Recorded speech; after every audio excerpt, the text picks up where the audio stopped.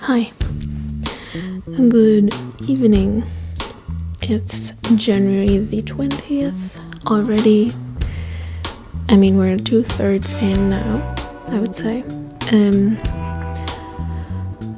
it's 7 p.m., not morning. Because, so several things. First of all, I fully failed yesterday. I decided that I would, basically. So I did not do my one thing yesterday. I had a presentation to do today for a class. And of course I was late with it.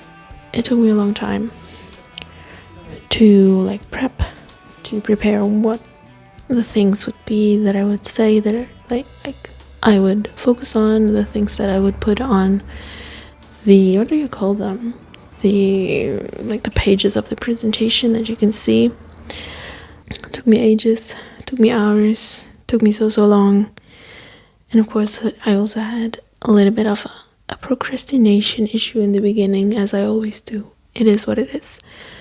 But yeah, so I worked almost through the night. I allowed myself a little bit of sleep here, then I woke up again, kept working, went back to sleep for 2 hours or something, and then woke up again and did the rest. Had a little crisis at some point because drum roll please, because I had done something wrong with something to do with the document and how I opened it, blah blah blah blah blah, yada yada yada. Turned out it did not save all of my work. It was not saved. I had 3 hours to spare until the class that the presentation was for. I had already skipped 2 classes today. I would have started at 8. I had pretty early on decided that I wouldn't go to that one because I still had so much to do for the presentation. Then the second one, I was like, yeah, I think I can make it, maybe.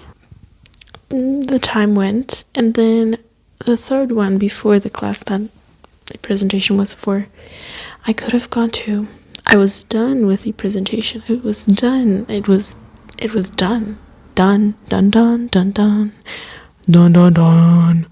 And then turns out I had made some really stupid mistakes, apparently, because it didn't save a thing. Nothing. There was not a scrap, not a trace, not nothing.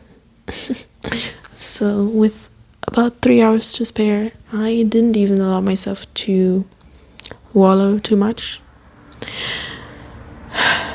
I did a big sigh, let's say, and basically went ahead and did the presentation all over again. Now this time, obviously, it was a lot faster because I already had decided what would go on the thing. Again, I don't know what it's called. I had made the design decisions, etc., and I also had in a different document, I had the bunch of notes that the presentation was based on, pretty closely, more or less. So fine, I did it again, had the presentation. I think it went well, whatever. And yeah, I am tired. I'm so tired, and I'm so sleep deprived from also the weekend. I need a good night's sleep and a handful of naps, to be honest. I'm going to bed pretty much after I end filming. I'm going to do the editing tomorrow, and I also have not written a single word today. Not a single one. Depending on what the prompt will be, I will do a little bit, because I will do the prompt, but that's that. And I had already decided that at best I would write at night today, but I'm just too tired. What I need most and what I want most desperately is to sleep. So yeah, that's that. I didn't do the thing, and now I guess I can already answer if I'm doing a thing for tomorrow, like am I preparing, am I thinking ahead for tomorrow? Well, in a sense, yes, because tomorrow is the day that I don't have classes. I just have like an event that I'm going to go to for the university, but that is at like 2 p.m. So plenty of time in the morning.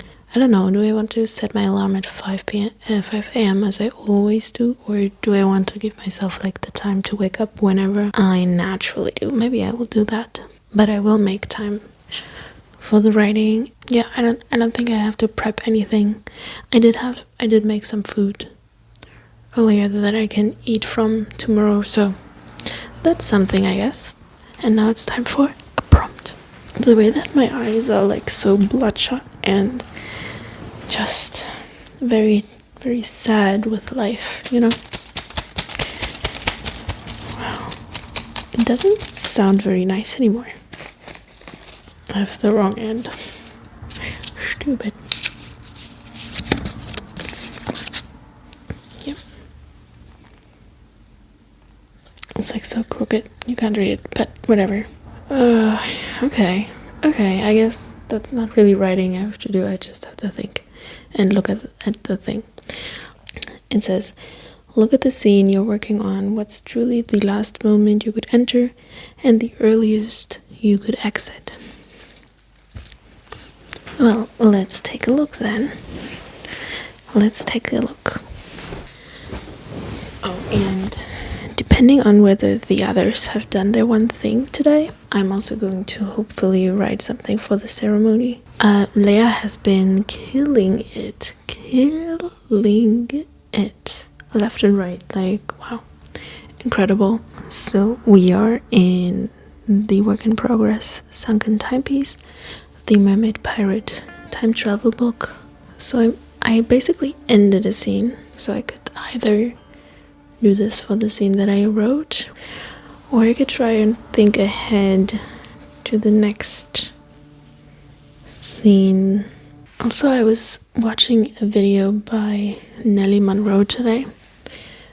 She has a new, really interesting channel. It's ASMR. At the same time, she talks about books and sometimes about writing or about writing books. And it's really interesting. And today I really did feel like the tingles and everything. It was really nice and interesting developments. It's like the kind of thing that you try out because of a friend and then maybe you discover something new, you know? So the scene I have written, Noa is like on her guard duty in the oceans looking for human ships that they will like basically lure to the sea monster to be eliminated, you know? They're like protecting their territory. They're protecting their territory from humans. And so that's like her guard duty. But she gets distracted because she like hears a weird echo of a song that she had sung. Then it's Marta, that's like a human girl falling into the ocean all out of the blue. Like there's no ship around, there's nothing. She just falls into the ocean. And like we as the reader know what happened before, but for her it's like, what is this? Wait, which work in progress am I on? Yes, that is the one that I'm in, right? Okay, I was about to look into the Echoes and Waves outline. I guess I don't have a point-by-point outline for the... I have some notes somewhere. Okay, you know what? We're going to go with the scene that I already have. Anyway, okay, so Marta is like, this girl is falling in to the water. She's like struggling, trying to stay above water, and Noa, the mermaid, approaches. She like pulls at her leg. She sends her little, like as soon as Marta's face is underneath the water, she like sends her little octopus friend / hunting buddy to like spread across her face to obscure her vision, you know? Like imagine a little octopus just like sitting across your eyes, and she pulls her down until she stops struggling with her stupid 2 human legs. But she also doesn't want to drown the girl because there's some reason that she appeared to her, and so she like wraps her sort of like across the back, like her back to the mermaid's back, if that makes sense, like the arms slung around her shoulders and just like holding on, like she swims as close to the surface that she can so that Marta can still breathe and stuff. And then basically, I don't know the mechanics of it, but basically the magical island appears to her, and she somehow manages to maneuver this gangly body onto the sand and everything. And that's basically the scene. So, what is truly the latest moment I could enter so far? Because also this is like the beginning of the draft. There's a lot of throat clearing, a lot of like blah blah blah stuff that is like kind of for me. She's like thinking about her twin, like it's been a long day, etc. So I think like truly I could cut all of that and just leave like the tiniest bits so that the reader understands like the key world building and character facts that they need to know to understand what is happening in the scene. In half a sentence we can say she's on guard duty, and then she hears something and she swims towards it with apprehension because she doesn't know what it is and why it comes from above instead of usually it like comes from the bottom of the ocean, but it comes from above the water. She like almost sees these golden rays connecting to something, but it also comes from everywhere, and it's just very strange. And then crash, the human body falls into the water. Like basically I think that is where it can really begin, and just a little bit of like intrigue about like what is going on. Like technically maybe I could also go from like where Mata falls in, because that's like a surprise and it's like whoa, and it would be the immediate continuation of what happens before, because before we're in Marta's POV and she's falling. It would also make sense to like in the next scene we switch to the mermaid's perspective, and so we kind of see her land but from below the water. It could also be Nuanua is like swimming her off, but then I would have to like retroactively and explain a few things. It depends on like, do I want to show that there's this connection, because like Marta, when she falls, we learn about how she had been hearing these weird songs, and like there had been something that beckoned her in her dreams to fall through, and now she's finally falling. And so now in Nuanua's perspective we see, because it's a connection, it's two-sided, and so we see her experience of that. But we could also, I guess, like take that away, and then it would appear more like we would be in Nuanua's perspective, but she would be more of a slightly removed POV, because we could also keep it in the sense that we don't know that Nuanua also doesn't know what's happening. It could be a like something beckoned Marta through, now she's falling, and now she's being taken away by a mermaid. So clearly this mermaid has been drawing her in, wanting for her to fall in, and now she's going to do something nefarious with her, right? That could also be interesting, and I'm not even sure if I prefer this or the other, but that is interesting to think about. I almost wonder if I should go directly with the moment that she falls into the water, because it has this momentum of like we see Marta fall and fall and fall and fall, and then we cut away to another POV and we just get this moment of like the body displacing the water and bubbles and everything, and then in the midst of this chaos there's this clawed hand, even though it is from the perspective of Nuanua, but like in that moment it could only be it could just be a clawed hand grasping at her, and like we don't see all of the preamble, we could show retroactively the lead up with like the song and the echo and the weird golden rays and stuff later at some point. I don't know when exactly. Like Noir at some point where it makes sense. She could be thinking back on how this could have happened, you know? So there would be a little bit of a switcheroo of like, are we in danger? What kind of danger are we in? I don't know, does that make sense with my story? I'm honestly not decided. I wanted it to be from Noir's perspective because Marta is not going to be conscious the whole time. It could also be a situation of like Marta is still awake as she lands in the water, but then she feels the grasp on her legs and the octopus across her face, and she can't see, and suddenly like the breath leaves her and everything, and she loses consciousness, and then she wakes again on the island and is surrounded by mermaids. That could also be a way to go about this. And now I'm completely confused and unsure of what I should do. What do you think? I think I like being in Noir's perspective and it not being too long, maybe in Martha's perspective, and seeing a little bit more of how this island appears, which is magical to the reader but kind of normal to the mermaid.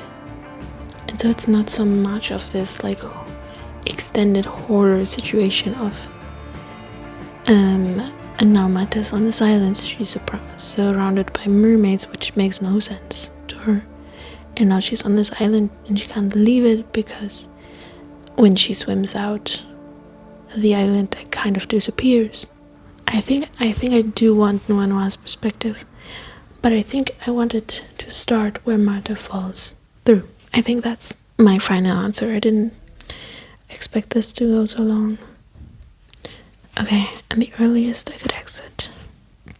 I think I already have the right end point. It's when she like shoves Martha's body, so unconscious as it is, onto the sand. And then like the next scene picks up a little later when we're in the cave, and presumably she's been like dragged over there and everything. So yeah, I think that's my final answer. Interesting prompt, to be honest, because it kind of like this perspective decision, the POV decision, and the where do we start, where do we cut, like it has a big influence on the tone and the style of the story. So I think I'm gonna keep it a little bit noodling up here, but for now this is my final answer. And the footage is a little bit long, so thank you so much for watching. Thank you so much for everyone who has been watching so many of these videos, especially Amanda. Again, shout out to Amanda. Jared writes, like, she also did a long extended series of a bunch of vlogs in December leading up to Christmas. Shout out to Leah Wrights, who's doing incredible, and also like does videos every week during January, also including about the One Thing Challenge, which he's joining me with. Shout out to Mateo Leon Rodriguez, who also is sharing in this challenge. I guess I'm like doing a thing right now. Also shout out to Cynthia, who is not on AuthorTube but linked to her knitting Instagram. Let me know how your writing is going, and see you soon. See you tomorrow. One minute say, okay, I'm going to shut up now because my roommates are out there and it's embarrassing.